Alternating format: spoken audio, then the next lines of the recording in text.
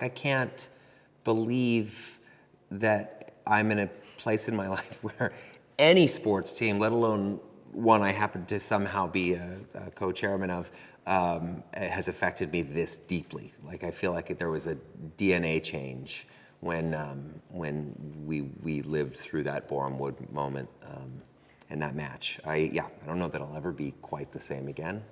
I live in a sort of constant, slightly perpetual state of elation. And I don't want to come back down from this cloud. Like, I genuinely just don't want to come down from the cloud. No decision that we've made over the last 2 years hasn't kept the future in mind. So we never make a short-term decision. So any player that we've signed to at least a three-year deal, except for one. I think his last name is Foster, young kid. Foster, yeah. He's a fresh face, young lad. Rosy-cheeked, mercenary sensibility. We're going to work on operates with him. lead pipe cruelty. He's the guy. Yeah, we'll see. He's the guy we're going to work on. But other than that, I think we have a very strong side. And if Phil says we need somebody else, then we'll do our best to go out and get him. It's interesting to see a lot of the media and press that's come out over our annual report from this past year, because it's not taking into account so many different things. And we don't respond to it because we know what the truth is, which is that the club is certainly on its way to becoming sustainable, and that's what our goal is. Yeah, I think that ultimately, like any, business, you want it to, like Rob said, you want it to be able to self-perpetuate and continue growing with that. You don't want to lose money, but I don't think either of us are in this to make money either. So it's just about growing the best possible club and finding value in any place that we can find value, whether that's financial or emotional. Sometimes it can be indistinguishable. We have all talked before about the high hopes of getting to the Premiership. Do you think that's something that you guys are still kind of aiming for, and do you think that's something that's possible? Yes. 100%. Yeah. Not even a pause. No, I don't. Why? I don't understand why. It's sort of. Of course, our goal is to get to the Premier League. Why wouldn't it be? If we can do that, whether it takes 5 years, whether it takes 20 years, that's the goal. That's the mission.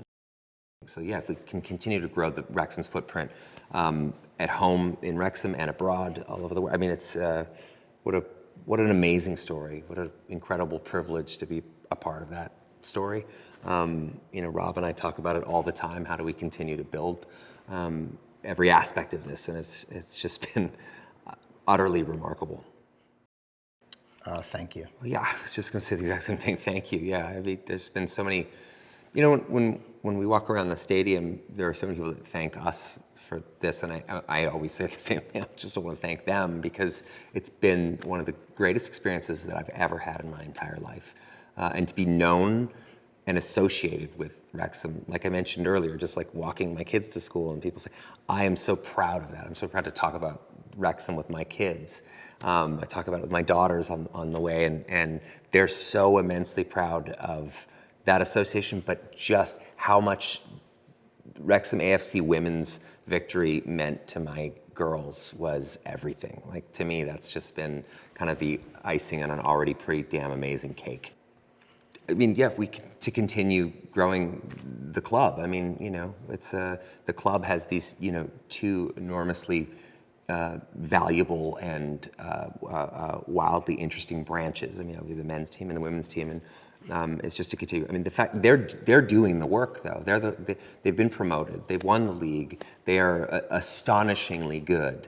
And also, I think one thing that we're really proud of is that they played in front of 9,000 plus fans, and there was nothing about that match that wasn't supremely entertaining. And I think that's the goal, is to have that be a sustainable model where the women's club is playing in front of wildly large audiences in the future as well. So you can make the argument that what the women were able to achieve this year is more impressive than what the men were able to achieve. They have full-time jobs. The fact that next year we can elevate them to semi-professional and we can continue to invest in as they move up the leagues is something that's really important. The goal being that their full-time focus and full-time job is, in fact, just the club.